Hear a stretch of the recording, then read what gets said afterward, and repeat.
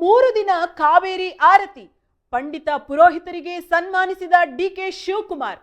ಮಂಡ್ಯದಲ್ಲಿ ಕಾವೇರಿ ನದಿಗೆ ವಿಶೇಷ ಪೂಜೆ ಸಲ್ಲಿಸುವ ಉದ್ದೇಶದಿಂದ ಆರಂಭಿಸಲಾದ ಕಾವೇರಿ ಆರತಿ ಕಾರ್ಯಕ್ರಮದ ಯಶಸ್ವಿಗೆ ಶ್ರಮಿಸಿದಂಥ ಪಂಡಿತರು ಮತ್ತು ಪುರೋಹಿತರನ್ನು ಉಪಮುಖ್ಯಮಂತ್ರಿಗಳಾದ ಡಿಕೆ ಶಿವಕುಮಾರ್ ಅವರು ಶುಕ್ರವಾರ ಸನ್ಮಾನಿಸಿದರು.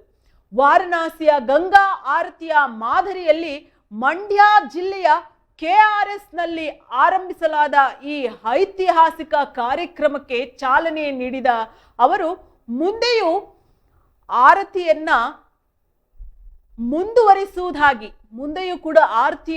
ಮುಂದುವರಿಸುವುದಾಗಿ ತಿಳಿಸಿದ್ದಾರೆ. KRSನ ಬೃಂದಾವನ ಉದ್ಯಾನವನದಲ್ಲಿ ನಡೆದ ಕಾವೇರಿ ಆರತಿ ಕಾರ್ಯಕ್ರಮದಲ್ಲಿ ಭಾಗವಹಿಸಿದ 55 ಅರ್ಚಕರಿಗೆ ಬೆಂಗಳೂರಿನ ಕುಮಾರ ಪಾರ್ಕ್ ಗಾಂಧಿ ಭವನ ರಸ್ತೆಯಲ್ಲಿರುವ ಸರ್ಕಾರಿ ನಿವಾಸದಲ್ಲಿ ಫಲತಾಂಬೂಲ ಮತ್ತು ವಸ್ತ್ರಗಳನ್ನ ನೀಡಿ ಸನ್ಮಾನಿಸಲಾಯಿತು.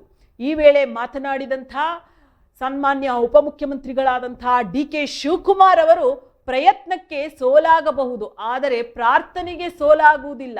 ನಾವೆಲ್ಲರೂ ಸೇರಿ ಪ್ರಾರ್ಥನೆ ಸಲ್ಲಿಸೋಣ. ಆರತಿಗಾಗಿ ಸ್ಟೇಡಿಯಂ ಮಾದರಿಯ ಮಂಟಪವನ್ನ ನಿರ್ಮಾಣ ಮಾಡೋಣ ಎಂದು ತಿಳಿಸಿದರು. ಕಾವೇರಿ ಆರತಿಯನ್ನು ವಾರದಲ್ಲಿ 3 ದಿನಗಳ ಕಾಲ ಅಂದರೆ ಶುಕ್ರವಾರ ಮತ್ತು ಶನಿವಾರ, ಭಾನುವಾರ ನಡೆಸಲು ನಿರ್ಧರಿಸಲಾಗಿದೆ. ಈ ಮೂಲಕ ಸ್ಥಳೀಯ ಪುರೋಹಿತರಿಗೆ ಮತ್ತು ಜನರಿಗೆ ಉದ್ಯೋಗ ಅವಕಾಶಗಳು ದೊರೆಯಲಿವೆ. ಅಲ್ಲದೆ ಬೆಳಗ್ಗೆ ಭಕ್ತಾದಿಗಳು ಕಾವೇರಿ ನದಿಗೆ ಪೂಜೆಯನ್ನ ಸಲ್ಲಿಸುವಂತಹ ವ್ಯವಸ್ಥೆಯನ್ನ ಕಲ್ಪಿಸಲಾಗುವುದು.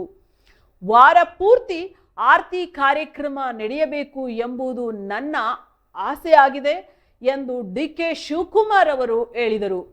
ಕಾವೇರಿ ಆರತಿಯು ರಾಜ್ಯದಲ್ಲಿ ಹೊಸ ಸಂಪ್ರದಾಯಕ್ಕೆ ನಾಂದಿ ಹಾಡಿದೆ ಎಂದು ಬಣ್ಣಿಸಿದ ಅವರು ಕಾವೇರಿ ಮಾತೆಗೆ ಪ್ರಾರ್ಥನೆ ಸಲ್ಲಿಸಲು ಕೆಲವರು ಅಡ್ಡಿಪಡಿಸುವವರ ಬಗ್ಗೆ ನಾವು ಏನು ಮಾಡಲು ಸಾಧ್ಯವಿಲ್ಲ ಎಂದರು.